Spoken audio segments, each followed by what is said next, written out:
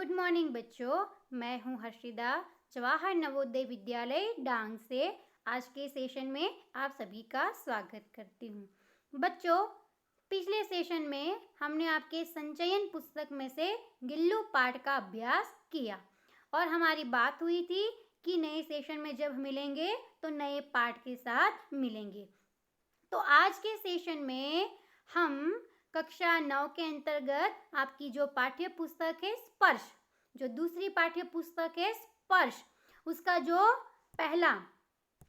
जो प्रथम लेसन है धूल। लेकिन धूल के लिए आप देखेंगे कि उसमें सूचना दी गई है कि धूल केवल पढ़ने के लिए है, धूल को केवल पढ़ना है।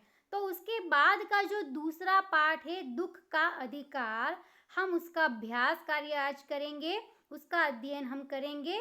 तो आज का जो पाठ है जिसका शीर्षक है दुख का अधिकार, ये एक कहानी है। और इस कहानी के जो कहानीकार है वो है यशपाल। तो आज के सेशन में हम जिस पाठ का अभ्यास कर रहे हैं वो है दुख का अधिकार। बच्चों, दुख के अधिकार, दुख शब्द से ही हमें ज्ञात होता है कि दुख किसे कहते हैं। पहले तो हम जानेंगे कि दुख क्या है, दुख किसे कहते हैं। तो दुख के बहुत सारी पर्यायवाची शब्द है, जैसे पीड़ा, यातना, दर्द, तकलीफ, है ना। इन सभी चीज़ों को हम दुख कहते हैं। और दुख शब्द हमारी जिंदगी से बहुत ही नज़दीकी रूप से जुड़ा हुआ है। हम कितनी भी कोशिश करें, दुखों से हम भाग नहीं सकते। कुछ समय के लिए, कुछ मिनट के लिए हमें सुख की अनुभूति होती है, हमें ऐसा लगता है कि सुख हमारे जीवन में आ गया है, लेकिन चंद मिनट में वो सुख गायब हो जाता है और फिर से दुख हमारे जीवन में आ जाता है। हमें बहुत सारी छोटी मोटी बातों पर दुख का अनुभव होता रहता है, पीड़ा, यातना की अनुभूति हमें होती रहती है। जैसे हमारे मन का कुछ नहीं हुआ तो हम दुखी हो जाते हैं। हमारे घर में कोई गुजर गया, जीवन से कोई चला गया, तभी हम दुखी हो जाते हैं। हमने कुछ सोचा है, हमने पाने की बहुत कोशिश की है और अगर हम सफल नहीं होते हैं तो भी हम दुखी हो जाते हैं, है ना। तो कहते हैं कि सुख के बहुत कम क्षण होते हैं और दुख जीवन के साथ बहुत ही निकट रूप से जुड़ा हुआ रहता है। तो इस कहानी में भी लेखक ने जिसकी बात कही है और बहुत ही उचित शीर्षक दिया है। आप देखिए शीर्षक में ही कितना गहन अर्थ छुपा है कि दुख का अधिकार, दुखी होने का भी अधिकार होता है। हर किसी को खुलेआम दुखी होने का अधिकार नहीं है। कुछ लोग ऐसे हैं जिन्हें दुखी होने के लिए भी हक, अधिकार की आवश्यकता है। इस कहानी में भी उसी बात पर प्रकाश डाला गया है कि समाज में जो निचले स्तर के लोग हैं, निम्न श्रेणी के लोग हैं, पिछड़े हुए लोग हैं, उन्हें तो सरेआम, खुलेआम समाज में व्यक्तिगत रूप से रोने का या दुखी होने का भी अधिकार नहीं है। वो जहाँ चाहे अपना दुख व्यक्त नहीं कर सकते हैं। जैसे अमीर लोग होते हैं, कहीं पर भी दुखी होते हैं, अपना दुख बता देते हैं। हर किसी को ऐसा अधिकार नहीं है। खास करके समाज में आने वाले निचली जाति के लोग, निम्न श्रेणी के लोग, उन्हें तो खुलेआम दुखी होने का भी अधिकार नहीं है। तो समाज में जिन वर्गों को बांटा गया है, जिन श्रेणियों में लोगों को बांटा गया है, उस बात पर भी कहानीकार यशपाल जी ने यहाँ पर बहुत ही उम्दा रूप से प्रकाश डाला है। हमारी नज़र उस तरफ खींची है कि समाज में कैसे कैसे लोग हैं और ये लोगों का जो स्तर है वो उनकी बोली, उनकी भाषा, उनका रहन सहन, उनका पहनावा, ज़्यादातर कहा जाए कि उनके कपड़ों से भी लोगों की पहचान होती है ना। तो इस बात पर कहानीकार ने अधिक प्रकाश डाला है। बाकी की बात हम बाद में देखते जाएंगे, सीखते जाएंगे। शुरू में इसके जो कहानीकार हैं, जो लेखक हैं यशपाल जी, पहले हम उनसे परिचित हो जाते हैं, उनका संक्षिप्त में परिचय प्राप्त करते हैं। तो लीजिए, यशपाल जी का जन्म फिरोजपुर छावनी में 3 दिसंबर 1903 में हुआ। इन्होंने आरंभिक शिक्षा स्थानीय विद्यालय में और उच्च शिक्षा लाहौर में पाई। यशपाल विद्यार्थी काल से ही क्रांतिकारी गतिविधियों में जुट गए थे। अमर शहीद भगत सिंह आदि के साथ मिलकर इन्होंने भारतीय स्वतंत्रता आंदोलन में भाग लिया था। इनका नाम प्रेमचंद जी के बाद हिंदी के सुप्रसिद्ध प्रगतिशील कथाकारों में लिया जाता है। यशपाल को साहित्य एवं शिक्षा के क्षेत्र में भारत सरकार द्वारा सन 1970 में पद्म भूषण से सम्मानित किया गया था। 26 दिसंबर 1976 को यशपाल जी का स्वर्गवास हो गया था।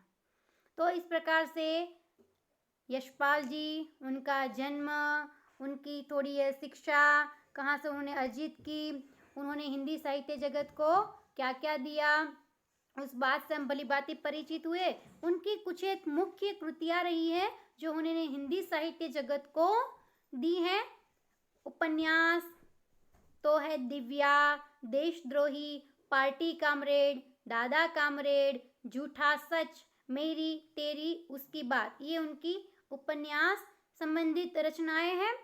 कहानी संग्रह जो उन्होंने दिए हिंदी साहित्य जगत को वो है ज्ञानदान, तर्क का तूफान, फूलों का कुर्ता, पिंजड़े की उड़ान और उत्तराधिकारी।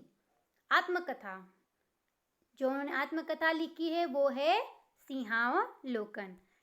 तो इस प्रकार से आप चित्र में भी देख सकते हैं जो उन्होंने अलग अलग रचनाएं हिंदी साहित्य जगत को दी हैं, उसके कुछ पोस्टर्स आपके सामने रखे हैं।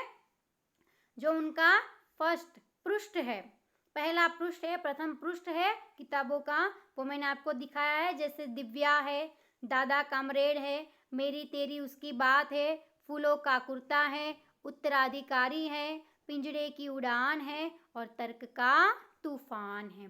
तो इस प्रकार से बहुत सारी रचनाएं हिंदी साहित्य जगत को उन्होंने दी है।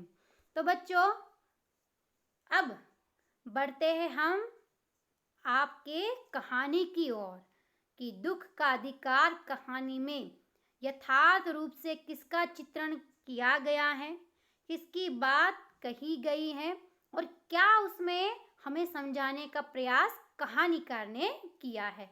तो शुरू करते हैं। आप सभी तैयार हो? चलते हैं। दुख का अधिकार। मनुष्यों की पोशाकें उन्हें विभिन्न श्रेणियों में बांट देती है। मैंने पहले ही आपको बताया।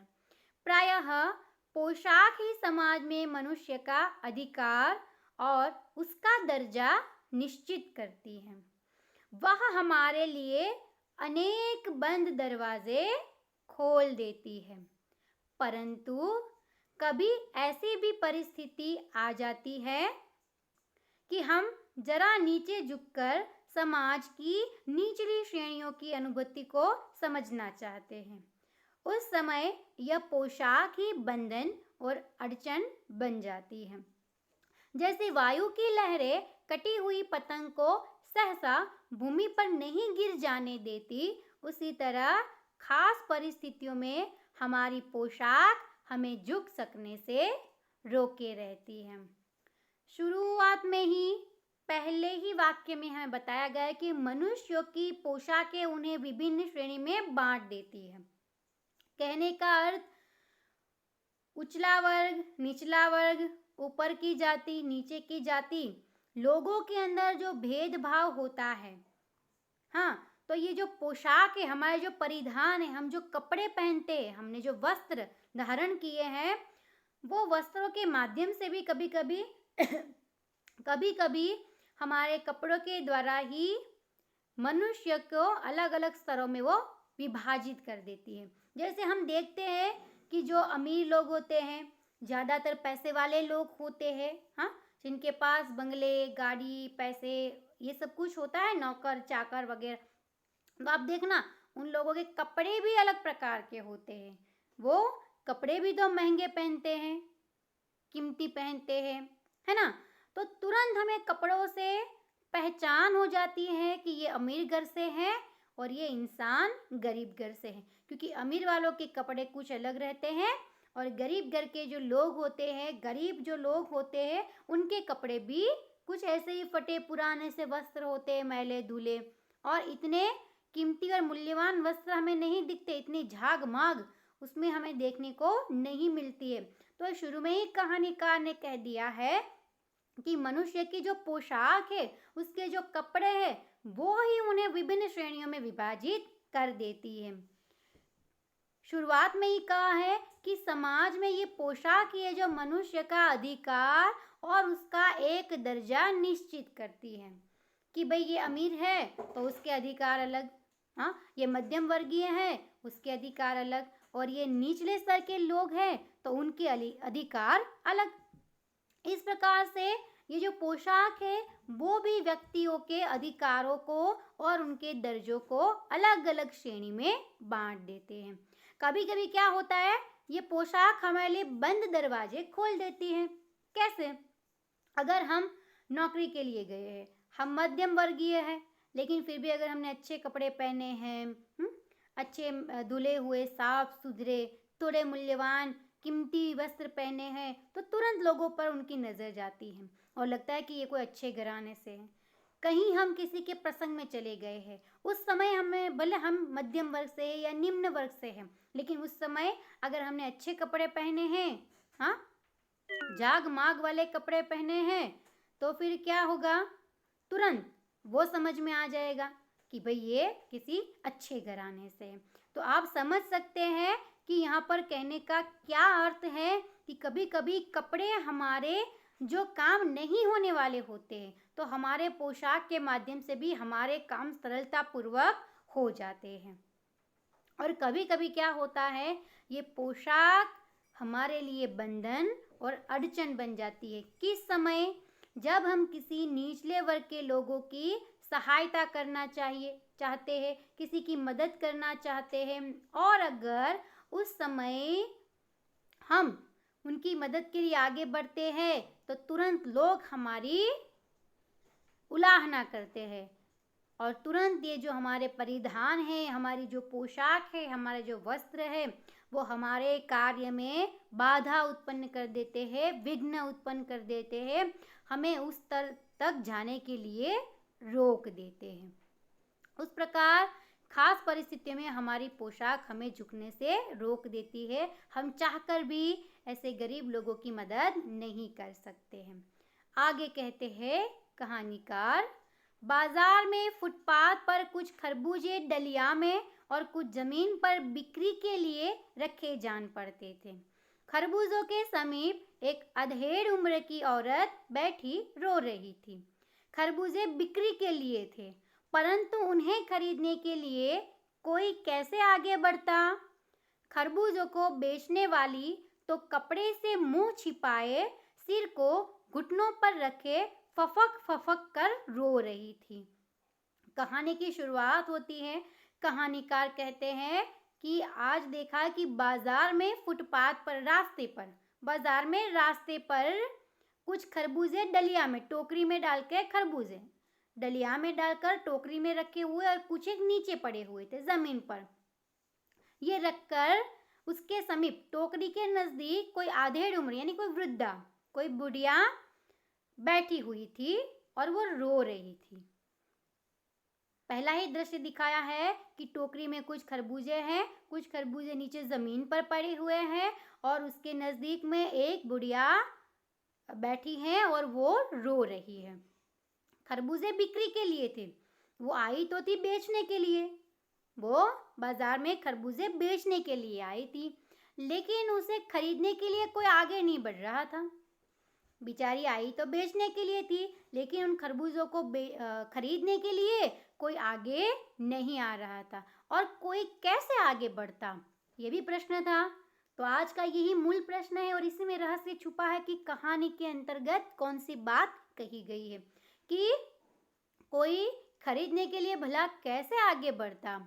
खरबूजों को बेचने वाली, जो खरबूजे बेचने वाली औरत थी, जो वृद्धा महिला थी, वो तो घुटनों में, चित्र में आप देख रहे हैं कि वो तो घुटनों में क्या था, घुटनों में मुंह छुपा करके फफक फफक कर रो रही थी। फफक फफक कर मतलब कि जोर जोर से वो रो रही थी। अब क्यों रो रही थी, उसके साथ क्या हुआ था, क्यों उसके खरबूजे लेने के लिए कोई आगे नहीं बढ़ रहा था, वगैरह, इन सभी बातों पर हम प्रकाश डालेंगे आगे बढ़ते हुए।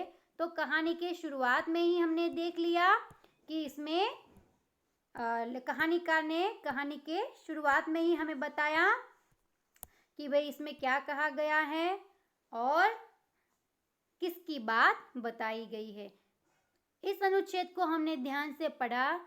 पाठ के इस अनुच्छेद का जो सारांश है उसको संक्षिप्त में हम समझ लेते हैं कि दुख का अधिकार कहानी के माध्यम से लेखक ने समाज में फैले अंधविश्वास और कुप्रथाओं को बेनकाब किया है। गरीबी के प्रति लोगों की मानसिकता को भी उजागर किया है। लेखक ने कहा कि मनुष्यों की पोशाकें उन्हें विभिन्न श्रेणियों में बांट देती है। प्रायः पोशाक समाज में मनुष्य का अधिकार और उसका दर्जा निश्चित करती है। ये बात हमने पहले ही कह ली, पहले ही हमने समझ ली कि कपड़े किस प्रकार से इंसान को इंसान से अलग दर्जा देते हैं, किस प्रकार से उनको उच्च स्तरीय, निम्न स्तरीय श्रेणियों में उनको विभाजित कर देते हैं। तो इस प्रकार से शुरू में ही हमने पाठ के सारांश को भी देखा और शुरू के दौर में भी हमने देखा कि हम झुककर निचली श्रेणियों की अनुभूति को समझना चाहते हैं तो यह पोशाक उस समय बंधन और हमारे लिए अड़चन बन जाती है। और हमने देखा कि बाजार में खरबूजे बेचने आई हुई एक औरत कपड़े में मुंह छिपाकर सिर को घुटनों पर रखकर जोर जोर से फफक फफक कर रो रही थी। तो बच्चों, पाठ की शुरुआत में कहानीकार यशपाल जी से हम परिचित हुए, उनकी रचनाओं को हमने देखा और कहानी के शुरुआती दौर में हमने कहानी के प्रथम अनुच्छेद में शुरुआती दौर को देखा कि किस प्रकार से खरबूजे बेचने के लिए आई हुई औरत डलिया में खरबूजे रखे हैं, कुछ खरबूजे बिक्री के लिए ज़मीन पर रखे हैं, लेकिन उसे खरीदने के लिए कोई आगे नहीं आ रहा है। वो भी अभी उसे बेच नहीं पा रही है, बल्कि वो तो घुटनों में अपना मुंह छिपा के फफक फफक कर रो रही थी। तो आज के सेशन में हम यहीं तक रखते हैं, अपनी वाणी को यहीं पर विराम देते हैं और आगे की घटना को हम बाद में होने वाली मुलाकात में नए सेशन में देखेंगे कि कहानी में क्या कहा गया है, बुढ़िया क्यों रो रही थी, उसके खरबूजे कोई क्यों नहीं खरीद रहा था, वगैरह वगैरह। तो पुनः हमारी भेंट होगी, तब तक के लिए आप सभी को अपने घर में ही रहना है, स्वस्थ सलामत सुरक्षित रहना है। तो बाद में हम पुनः मिलेंगे, तब तक के लिए आप अपने घरों में रहिए। धन्यवाद।